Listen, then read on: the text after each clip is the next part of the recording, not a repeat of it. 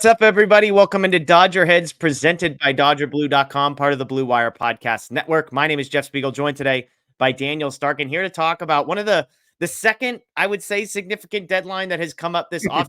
Daniel, the Dodgers having to make some contract decisions on arbitration eligible players. And while I suspected, Daniel, we might get a little bit of interesting news, the answer is not really. The Dodgers end up tendering contracts to all of the eligible players.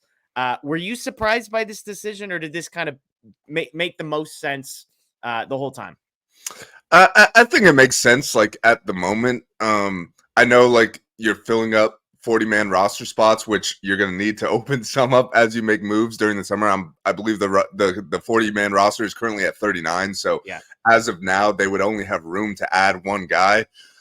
With that being said, though, there's always, trades and there's always ways to subtract. You could get rid of, guys that are at the bottom of the 40-man roster. So I'm not, surprised. I think the biggest question, I guess, was would they, tender a contract to Victor González, who, of course, had that great 2020 season and hasn't really provided all that much since then. With that being said, though, he's only projected to make $1 million in arbitration. So that's, if it doesn't work out down the line and he comes to spring training and doesn't look great, or you need roster spots earlier in the offseason, that's, you could easily cut bait with that, and it's not really affecting all that much. And then he does still have some upside. So I think that's where they decided to tender him the contract. So I don't think there's any huge surprises, but I still think there's, the potential for there to be more movement, obviously, as the offseason goes along, just because they are going to need 40-man spots at some point. Yeah, and it's worth pointing out, none of these guys are officially under contract. They'll all enter the arbitration process. They can agree to a contract between now and January 12th. And then if necessary, if they can't come to an agreement, then arbitration hearings happen at the beginning of February, and on it goes. The 12 players we're talking about, by the way: Yency Almonte, Walker Buehler, Caleb Ferguson, JP Feyereisen, Victor González, Brusdar Graterol, Gavin Lux, Dustin May, Evan Phillips, Will Smith, Alex Vesia, and Ryan Yarbrough. We talked on this channel, the two most interesting were Yency Almonte and Victor González, for the simple reason, not because they aren't good, but because neither of them has options remaining. So for these guys to remain with the Dodgers, they have to remain with the major league club the entirety of the season if they are healthy and not on the injured list. Yency Almonte, we've talked. The ceiling on Almonte is so high that it felt unlikely that they wouldn't give this another chance. González, as you pointed out, was the more interesting. 1.33 ERA back in 2020, 3.5 ERA in 2021, and then a 4 ERA in 2023. Didn't even make the major leagues in 2022. Spent the entire season at the AAA level as he was kind of battling some injuries. But again, the key for him is no option years. So a guy that the Dodgers have seemed to send down time and time again in Victor González. He wasn't with the major league club kind of until they desperately needed him last year, remains on the 40-man. But I think the point you made, Daniel, is the important one.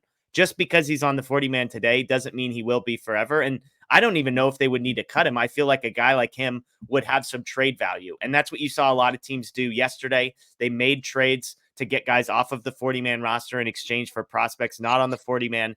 Even though the Dodgers didn't do that before the deadline, Daniel, I imagine we've got at least a few trades coming.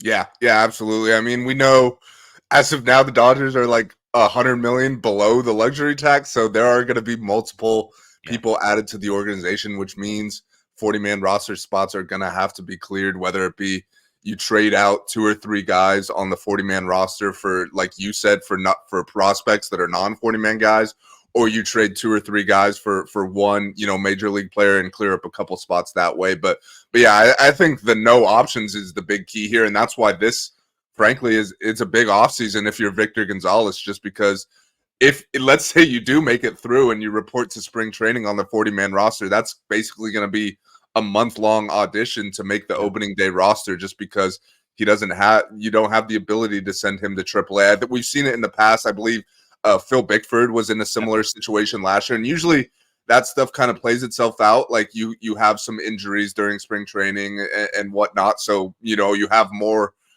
opening day roster spots than you originally thought you did. But at the same time, we saw Phil Bickford didn't make it all the way through the season, so it's kind of going to be a big year even if Victor González does make the opening day roster, it's going to basically a year-long audition, just because if he sucks, they don't have the ability to option him.